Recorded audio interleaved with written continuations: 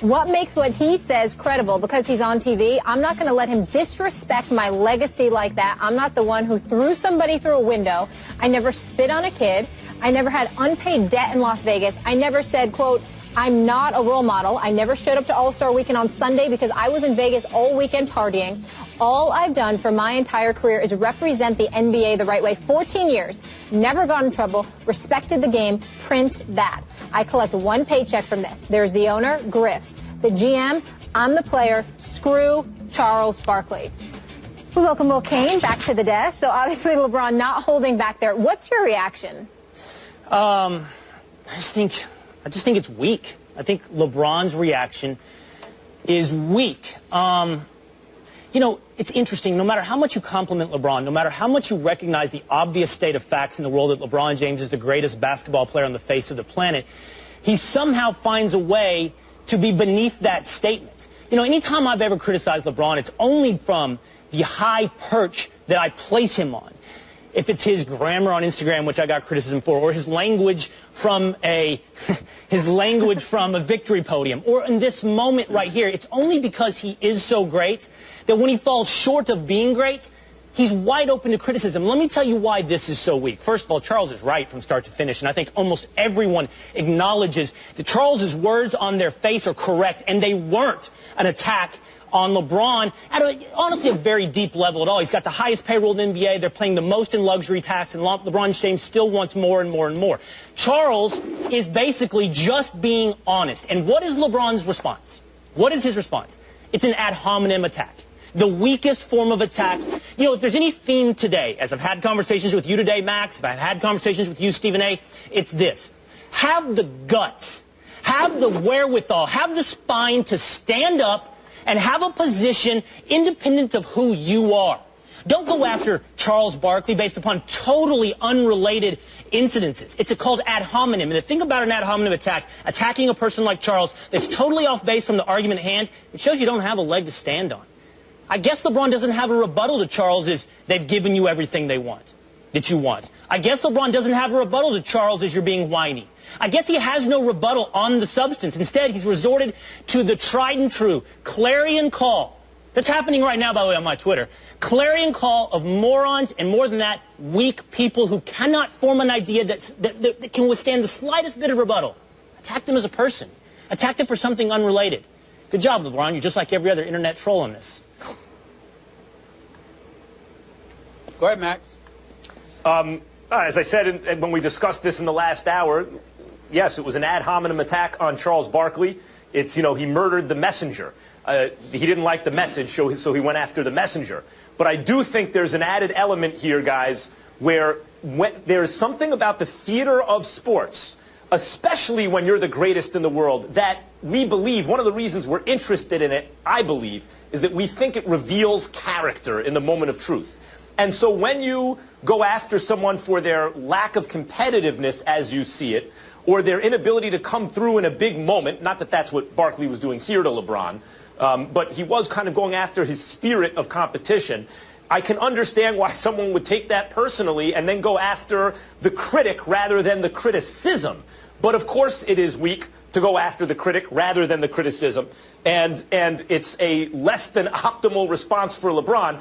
That said, I also think the big story here, the takeaway here is LeBron claps back, and his kind of assertion of dominance, whether or not it's ethically upright or morally upright, his kind of assertion of his own dominance, we saw it in the finals last year, the way he blocked Steph Curry's shot and screamed on him, and he's becoming something of a psychological bully, which actually on the basketball court, I think, helps him. I think it makes him a better player. But it is an ad hominem attack, clearly. Let me chime in here. Will, let me explain something to you. You're right with what you're saying. LeBron is a bit too sensitive. I do believe, however, in this particular instance, when you parse the words that Barkley used, saying, quote unquote, he was pissed off because LeBron James doesn't want to compete. That was a bit excessive for a guy that's been to 6 consecutive NBA Finals and has won 3 NBA championships, especially coming from an individual in Charles Barkley, who is a friend who I love dearly, but pushed his way out of Philadelphia. He didn't want to be there any longer. Ended up in Phoenix, and then went to Houston, even though he was older by then and he was on the downside of his career. He tried to move himself into different situations that were more beneficial for him. So it does come across as a bit hypocritical for him to say that. And the words that he used definitely invited a response from LeBron. I believe that LeBron went too far, Will, in what he said about Barkley, because it wasn't about basketball. It was about Barkley the man, and he attacked him in a way that was excessive and was beyond the pale. And as far as I'm concerned, if Barkley wanted to retaliate, it's perfectly within his right to do so. But to really piggyback off of what you said and to touch on what both of your points are, let's keep in mind that LeBron James has been ultra sensitive. Now, he takes more criticism than most, in fairness to him. But he was a bit sensitive when he played like garbage in the fourth quarter of 4 consecutive NBA Finals games against the Dallas Mavericks. He took heat from that. He still has never gotten over that, still holds that to people, against people to this very day. Also, I would like to say that LeBron assists in inviting some of the criticism because he always takes the high road.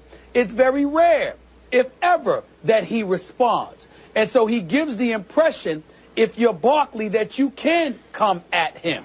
So it was really nice, even though we disagree with how far he went, it was really nice to see LeBron step up, man up, and take a public stance, as opposed to coming across, dare I say, as a bit too phony at times and a bit too PC, because he's so interested in his brand that he doesn't want to take on critics who criticize him when he is more than qualified and more than competent enough to respond to those criticisms. And it was nice to see him step up and do it.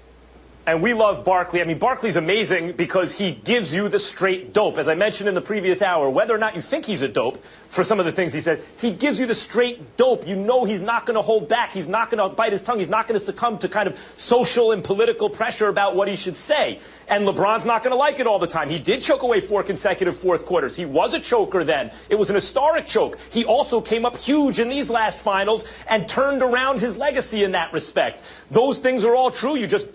Barkley should react, on the evidence, whatever comes up. Barkley should tell the truth. That's one real quick thing, Will. Go ahead, Will. One real quick thing.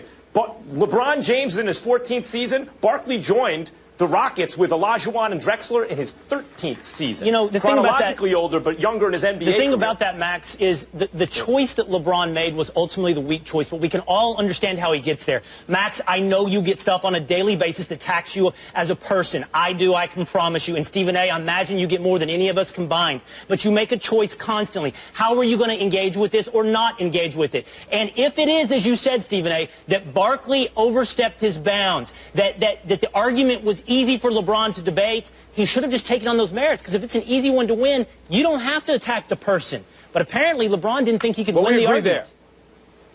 No, we agree there. And by the way, Will, you can make the right LeBron choice. Clearly went too far, no doubt.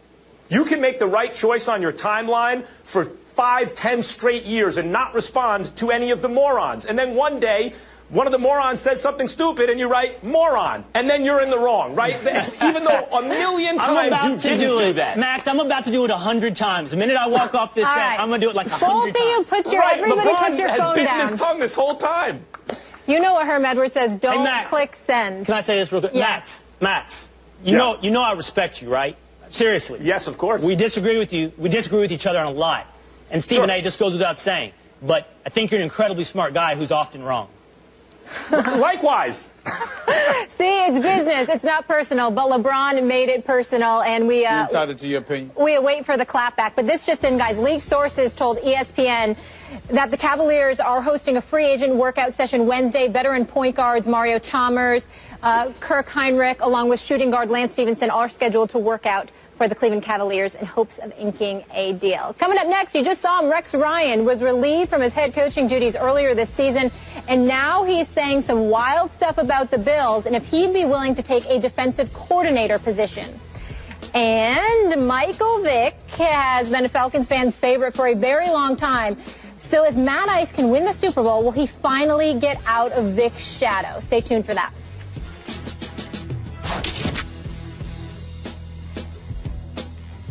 Yo, what's up? This is Big Boy, one half of the Mighty Outcast, and you watching the best show right here, First Take on ESPN. Gia.